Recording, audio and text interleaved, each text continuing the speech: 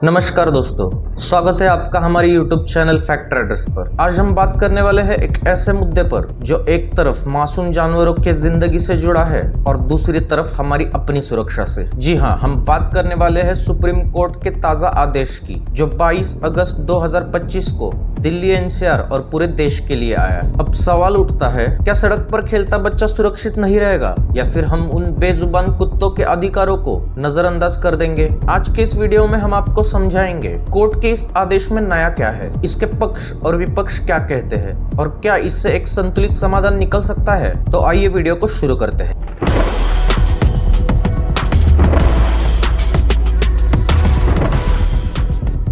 दोस्तों 11 अगस्त 2025 को supreme court ने एक आदेश दिया था कि स्ट्रीट डॉग्स को पकड़कर शेल्टर में रखा जाएगा, लेकिन इस आदेश पर भारी विरोध हुआ और 22 अगस्त 2025 को सुप्रीम कोर्ट ने इसे संशोधित कर दिया। अब नियम साफ है, सड़क के कुत्तों को स्टेरिलाइजेशन और वैक्सीनेशन के बाद उनकी मूल जगह पर वापस छोड़ना अनिवार्य होगा। केवल वही कुत्ते शेल्टर में रखे जाएंगे जो या तो रेबीज से संक्रमित हो या फिर आक्रामक व्यवहार दिखाते हो। सबसे बड़ा बदलाव, अब सार्वजनिक जगहों पर कुत्तों को खाना खिलाना प्रतिबंधित होगा। इसकी बजाय हर वार्ड में डेडिकेटेड फीडिंग जोन बनाए जाएंगे और अगर कोई इसका उल्लंघन करता है तो उस पर कानूनी कार्रवाई होगी। इसके अलावा कोर्ट ने देश भर में चल रहे इसी तरह के मामलों को हाई कोर्ट से हटाकर सीधे अपने पास ले लिया। इसका मतलब है अब इस विषय पर एक राष्ट्रीय नीति यानी नेशनल पॉलिसी बनेगी। यानी साफ है, कोर्ट यहाँ पर सिर्फ जानवरों या फिर इंसानों की बात नहीं कर रहा, बल्कि एक ऐसा रास्ता निकालने की कोशिश में है जिसमें दोनों का हित सुरक्षित रहे। अब पक्ष और विपक्ष क्या कह रहे हैं? पक्ष में है एनिमल राइट एडवोकेट्स। तो सबसे पहले बात करते हैं उन लोगों की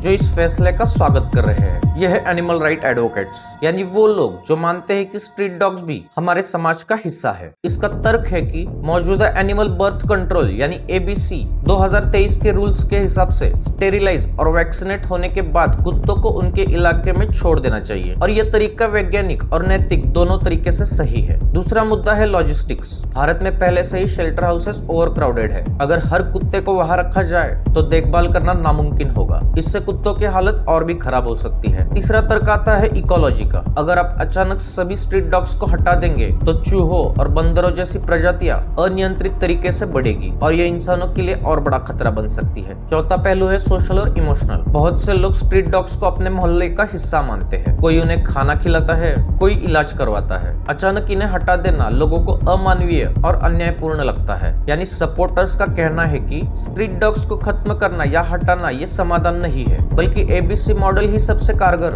और इंसानियत भरा रास्ता है। अब इसका एक विपक्ष भी है, पब्लिक सेफ्टी एडवोकेट्स। तो बात करते हैं इस दूसरे पहलू की, यानी पब्लिक सेफ्टी एडवोकेट्स की। ये वो लोग हैं जो कहते हैं कुत्तों के अधिकार अपनी जगह, लेकिन सबसे पहले इंसानों की सुरक्षा। इनका कहना है कि पिछले कुछ सालों में डॉग बाइट्स और रेबिट्स के मामलों में तेजी से बढ़ोतरी हुई है। खासकर बच्चों और बुजुर्गों के लिए ये खतरा बेहद ही गंभीर है। कोर्ट ने भी माना है कि ABC नीति पूरी तरह सफल नहीं हुई है। न पर्याप्त शेल्टर है, न ही मॉनिटरिंग। नतीजा ये है कि स्ट्रीट पर घूमते कुत्ते अक्सर आक्रामक हो जाते हैं। एक और मुद्दा है फीडिंग ऑन पब्लिक प्लेसेस। खुले में खाना खिलाने से भीड़ लगती है और कई बार कुत्ते हिंसक हो जाते हैं। इसलिए कोर्ट ने अब कहा है कि फीडिंग अब सिर्फ निर्धारित जोन में ही होनी चाहिए। विरोधियों का कहना है कि जब तक कोई सख्त और लागू करने लायक कोई पॉलिसी नहीं बनेगी तब तक लोगों की सुरक्षा दांव पर रहेगी। इनका अंतिम तर्क यह है कि ये आदेश सिर्फ भावुकता नहीं बल्कि विज्ञान और सुरक्षा के बीच संतुलन बनाने की सिर्फ एक कोशिश है। यानी एक तरफ जानवरों की जिंदगी मायने रखती है,